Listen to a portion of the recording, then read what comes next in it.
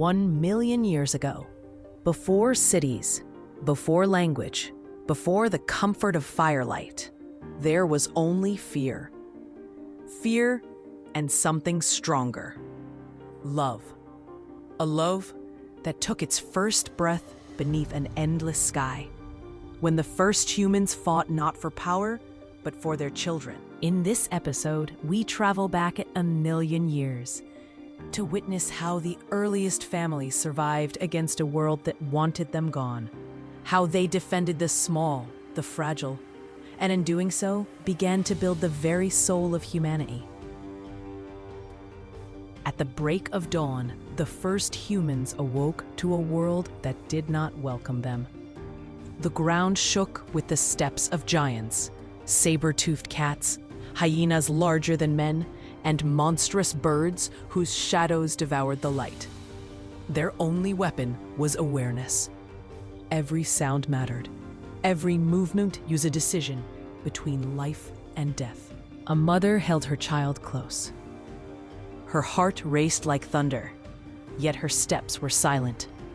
She knew one cry could bring the hunters of the dark, so she sang without words, a soundless hum only her child could feel through her chest. That hum was the first lullaby humanity ever knew. When storms raged, they sought the caves, dark, dripping, and dangerous.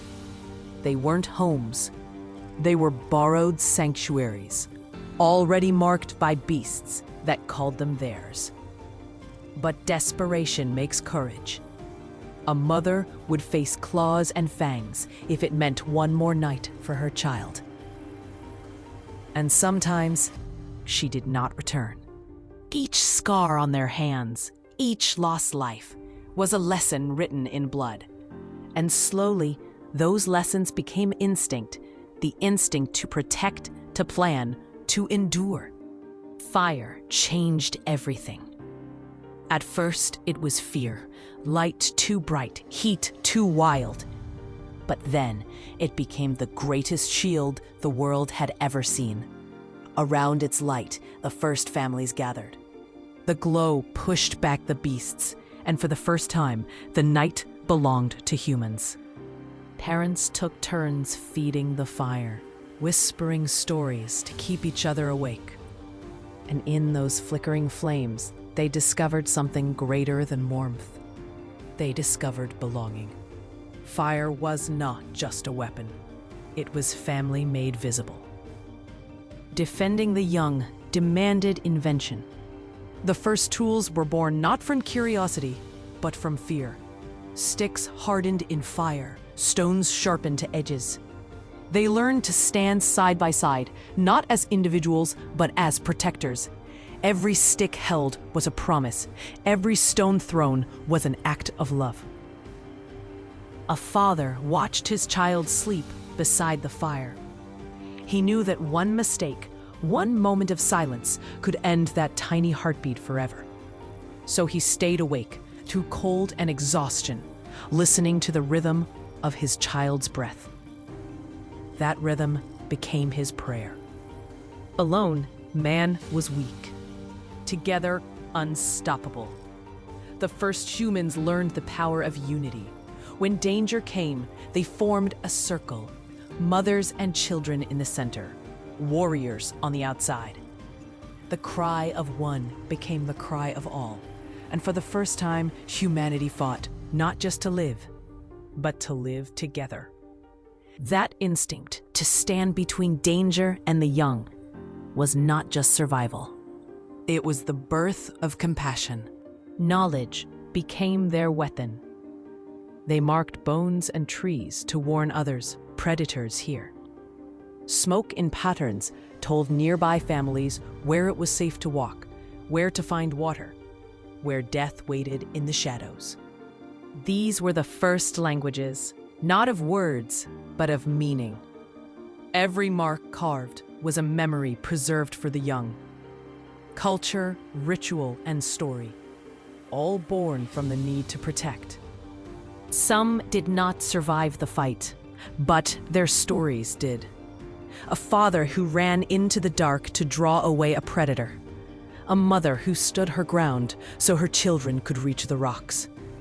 Their bravery echoed in the cries of newborns yet to come.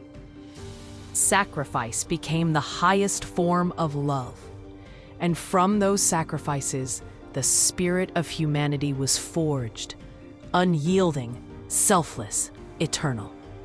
Even in struggle, there was laughter. Children played at hunting, chasing shadows in the tall grass. What looked like games were lessons in survival. They learned the movements, the sounds, the patience. Play was training, and joy somehow survived the darkness. Thousands of generations passed. The wild gave way to firelight. The hunt gave way to home. But the instinct remained, the sacred duty to guard the small.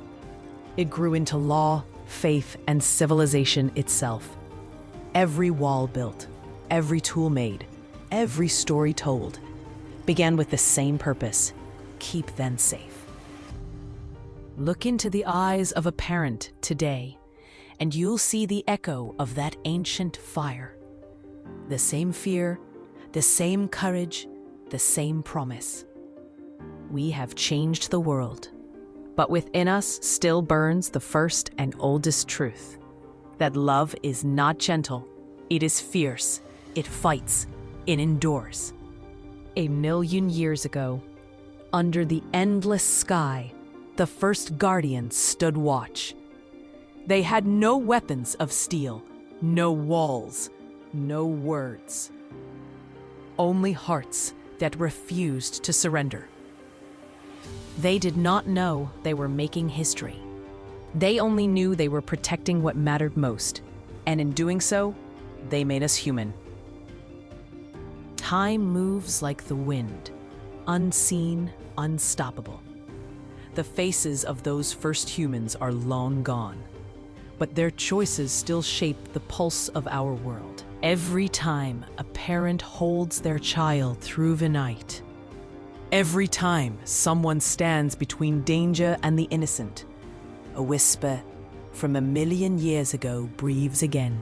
It says, "We are still here, through fire, through hunger, through fear, through the endless march of time itself, because love, true primal love, never dies. It crosses ages, bloodlines, and civilizations. It is the quiet force that carried us from the dark into the dawn. And as the sun rises once more, somewhere, a parent still keeps watch, defending the small flame of life that began so long ago."